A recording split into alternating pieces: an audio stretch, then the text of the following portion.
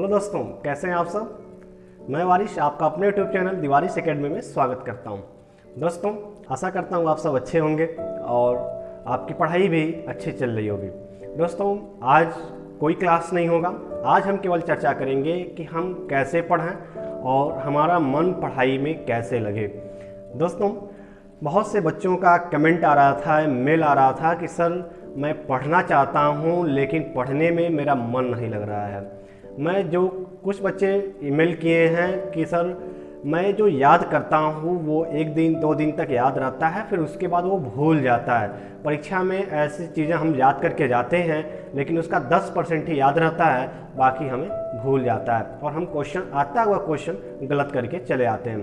तो दोस्तों, इसके लिए कोई बहुत बड़ा ट्रिक नहीं है, बल्कि एक बेसिक कॉन्सेप्ट है जिसको आपको समझ के आगे बढ़ना होगा, तभी आपकी सफलता आपको मिलेगी। आप अपने जिस लक्ष्य की तरफ आगे बढ़ रहे हैं, जिस टारगेट के प्रिपरेशन में लगे हैं, उस प्रिपरेशन को आप अचीव कर पाएंगे। सबसे पहले मैं आपको बता दूं कि आपको जो है पढ़ाई में आपका मन कैसे लगे।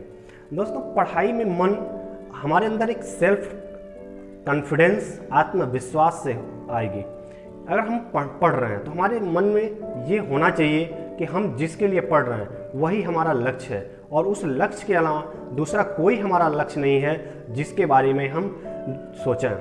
केवल हमें उसी के बारे में सोचना है। सोते जागते उठते बैठते खाते हर समय हमें उसी लक्ष्य को अपने नज़र के सामने रखना है, तब जा कर के हम उस प्रिपरेशन को अच्छे से कर सकते हैं और हम उस प्रिपरेशन में जो है करने में, उसके चीज़ों को पढ़ने में हमारा मन लगेगा। दोस्तों, पहली चीज़। दूसरी चीज़ दोस्तों कि क्या है कि अगर हम जिस बुक्स को पढ़ना चाहते हैं तो बहुत से बच्चों को ये देखा गया है कि वो जिस एग्ज़ाम की या जिस जो है परीक्षा की तैयारी करते हैं, जिस पेपर की, तो उसके लिए वो खूब ढेर सारा उसकी बुक्स, जो भी मार्केट में जाते हैं दुकान पे जितने बुक्स उस पब्लिकेशन के दिखते हैं, मैक्सिमम बुक्स को उठा लाते हैं और ला के अपने घर पे, अपने लाइब्रेरी में, अपने रूम में रख लेते हैं, लेकिन वो पढ़ते नहीं हैं। तो दोस्तों, इस तरह से एग्ज़ाम कभी जो है क्लियर नहीं हो सकता।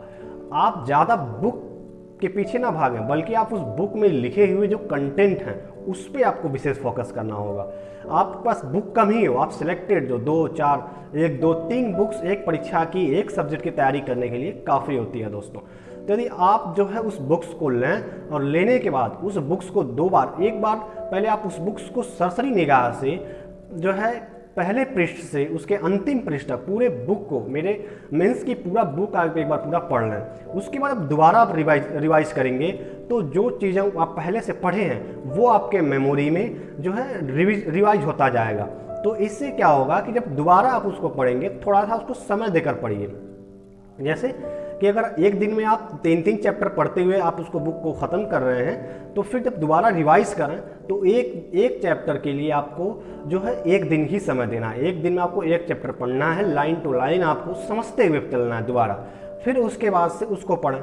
फिर कुछ समय के बाद से जब 15 दिन 20 दिन या 1 महीने के बाद फिर दोबारा आपको उसी बुक को रिविज़न करना होगा। तो इस तरीके से जब एक ही बुक को आप 4 बार 5 बार रिवाइज करेंगे तो उस बुक में लिखे हुए कंटेंट अच्छे से आपको कॉन्सेप्ट में क्लियर हो जाएंगे और फिर इस तरीके से आपको ज़्यादा बुक्स भी नहीं पढ़ना है और एक ही बुक से आप उस सब्जेक्ट की तैयारी को बेहतर कर सकते हैं। दोस्तों, इसके बाद दोस्तों अगला जो ईमेल था, जो मित्र ने कमेंट किया कि सर मैं जो है पढ़ना चाहता हूँ लेकिन पढ़ते समय मुझे नींद आ जा रही है। तो दोस्तों, नींद स्वाभाविक सी बात है, जब हम पढ़ाई करते हैं तो हमें नींद आती है। ये हर स्टूडेंट्स के साथ ये ऐसा होता है, हर तैयारी करने वाले कैंडिडेट के साथ ये इस तरह के होता है कि जब भी पढ़ने बैठते हैं तो नींद आती है। तो दोस्तों, इसके लिए आप सबसे पहले ये ध्यान दें कि जब आप पढ़ाई करते हैं तो आप किस जो है मूड में आप पढ़ाई कर रहे हैं। क्या आप सो के पढ़ रहे हैं, बैठ के पढ़ रहे हैं या कहाँ पर आप पढ़ रहे हैं। आपको सबसे पहले मैं बता दूं कि कभी भी अगर हम किसी परीक्षा की तैयारी करते हैं तो हमें सो कर नहीं पढ़ना चाहिए। सो कर जब भी पढ़ेंगे तो तुरंत हमें नींद आ जाएगी और चीज़ों हमें तैयार भी नहीं होगा, याद भी नहीं होगा। तो इसके लिए हमें सो के नहीं पढ़ना है, बल्कि हम बैठ जाएं। अगर हम तैयारी कर रहे हैं, एक स्टूडेंट हैं, तो इसके लिए हम अपने रूम में हमारे पास एक चेयर और एक टेबल होना ज़रूरी है। उस टेबल पे कुछ हमारी सिलेक्टेड बुक्स होंगे जिसको मुझे डेली बाय डेली शेड्यूल में पढ़ना है, वो बुक होंगे, और एक टेबल होगा, उस टेबल पे बैठ करके और पढ़ें। टेबल आप जो चेयर लें उस चेयर को हैंड वाली चेयर ना लें, बल्कि जब हाथ रख के पढ़ेंगे फिर आप रिलैक्स मूड में हो जाएंगे, फिर आप पढ़ेंगे तो अच्छे से नहीं पढ़ पाएंगे, आपको थकान महसूस होगा, सुस्ती होगा, नींद आएगी आपको। तो आपको उसके लिए क्या करना होगा कि आप बिना हैंड वाली चेयर लें और एक टेबल लें और उस पर बैठ के पढ़ें, और जो चीज़ें को आप पढ़ें उसको आप लिख लिख के पढ़ें। जैसे कि कि आपने कोई भी टॉपिक आप शुरू करते हैं, आप हिस्ट्री पढ़ते हैं तो हिस्ट्री को आप अपने कॉपी पे लिखें, उसके जो मेन पॉइंट्स हैं, जो महत्वपूर्ण बिंदुएं हैं, उन बिंदुओं को आप अपने कॉपी पे लिखते हुए चलें। इससे क्या होगा कि जब आप लिखते हुए चलेंगे तो आपको नींद भी नहीं आएगी और आप जो है वर्क भी करते रहेंगे। तो जब हम वर्क करते हैं तो नींद नहीं आती है हमें, ठीक है। तो हम वर्क भी करते रहेंगे प्लस हम इसे याद भी करते रहेंगे, और केवल अगर हम पढ़ते हैं बैठ के तो फिर उस सिचुएशन में नींद आना स्वाभाविक हो जाएगी। साथ में अगर हम याद कर रहे हैं, पढ़ रहे हैं और बहुत ज़्यादा नींद आ रही है, दोस्तों ऐसा नहीं है कि आप 4 घंटा 5 घंटा एक ही चीज़ को आप पढ़ते रहें, बीच में रेस्ट भी ज़रूरी होता है, क्योंकि हम इंसान हैं और इंसान के लिए रेस्ट जितना वर्क उतना ही रेस्ट भी ज़रूरी होता है दोस्तों। तो अगर हम रेस्ट नहीं लेंगे तो फिर हम कंटिन्यू पढ़ते रहेंगे, तो फिर हम एक समय ऐसा आएगा जब हम 1 घंटा 2 घंटा पढ़ें, उसके बाद हम भले ही पढ़ेंगे लेकिन वो पढ़ी हुई चीज़ें हमें तैयार नहीं होंगी दोस्तों। तो इसके लिए हमें क्या करना होगा कि जो चीज़ों को हम पढ़ रहे हैं तो हम उसका एक टाइम शेड्यूल लेना कि हमें 2 घंटा पढ़ना है, फिर 1 घंटा रेस्ट करना है, फिर जो है 2 घंटा 1 घंटा पढ़ना है, फिर रेस्ट करना है, सोना है। इस तरह से हमारे शेड्यूल में जो है स्टडी और प्लस रेस्ट दोनों को शामिल करना होगा। साथ में जब हम पढ़ाई करें तो या अगर किसी चीज़ को हम समझ रहे हैं तो हम चाहते हैं तो एक बेसिक सा कॉन्सेप्ट कुछ लोगों का ये भी होता है कि हल्की सी म्यूजिक चला लेते हैं। तो कोई हल्की सी म्यूजिक हम अपने बगल में चला लें, जिससे क्या होगा कि हमारा ध्यान ज़्यादा इधर उधर नहीं जाएगा। अगर पढ़ाई से हटेगा तो म्यूजिक पर ही जा कर के कॉन्स्टेंट हो जाएगा, वहीं पर रुक जाएगा। तो इस तरीके से हम अपने ध्यान को अपने केंद्र बिंदु पे, अपने पढ़ाई पे लगा सकते हैं दोस्तों। और उस सिचुएशन में जो चीज़ें हम पढ़ेंगे वो पढ़ी हुई चीज़ें हमें बेहतर ढंग से तैयार होगा, जो एग्ज़ाम के समय में हमें भूलेगा नहीं। और चीज़ों को हमने आपको बताया कि ज़्यादा बुक्स को लेने की ज़रूरत नहीं है, आप एक सब्जेक्ट की 1 से 2 बुक ही लें, बढ़िया जो बुक हो, और उसको खूब अच्छे से आप 4 बार 5 बार उसी बुक को पढ़ें, ताकि उसमें लिखी हुई जो कंटेंट है वो अच्छे से हमें तैयार हो जाए, ठीक है। और साथ में जो चीज़ें हम पढ़ते चलें उसका एक बेसिक नोट्स बनाते चलें, फॉर्मल नोट होता है। नोट्स कैसे बनाना है, एक बेसिक कॉन्सेप्ट मैं आपको समझा दूं कि आपने पाषाण काल लिखा, तो पाषाण काल में अगर आप लिख रहे हैं तो पाषाण काल को आप लिख लीजिए, आगे लिख लीजिए पत्थर का काल।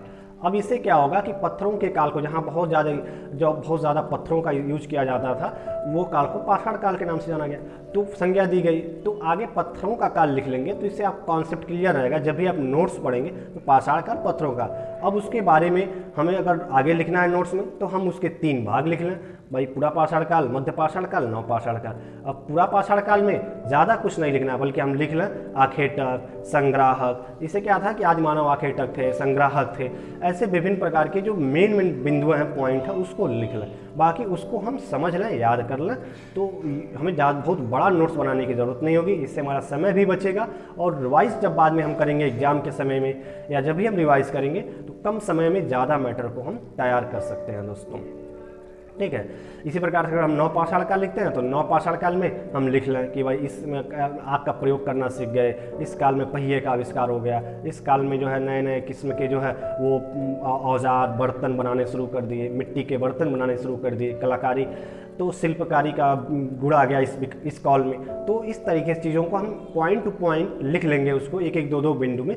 तो इससे क्या होगा कि रिवाइज करने में और नोट्स भी हमारा काफ़ी अच्छा बनेगा, और उस समय हमें जो चीज़ें हम रिवाइज करेंगे तो वो भूलेगा नहीं एग्ज़ाम में, और हमारी पढ़ी हुई चीज़ें हमें अस्थायी होंगी दोस्तों। तो हमेशा एक लक्ष्य की तैयारी करें, एक एग्ज़ाम की आप प्रिपरेशन में लग जाएं। निश्चित रूप से किसी भी एग्ज़ाम का प्रिपरेशन करना 1 साल से 2 साल तक बहुत लंबा समय होता है। 1 से 2 साल में आप उस एग्ज़ाम को क्वालिफाई करेंगे और वो एक सफलता आपको मिलेगी दोस्तों। फिर मिलते हैं नए वीडियो के साथ, तब तक के लिए अगर ये वीडियो आपको पसंद आया, जितने भी आपके फैमिली फ्रेंड्स हैं उन्हें वीडियो को शेयर कीजिए। चैनल को सब्सक्राइब नहीं किया तो सब्सक्राइब कर बेल आइकन बटन को प्रेस कीजिए। फिर मिलेंगे, थैंक यू, जय हिंद।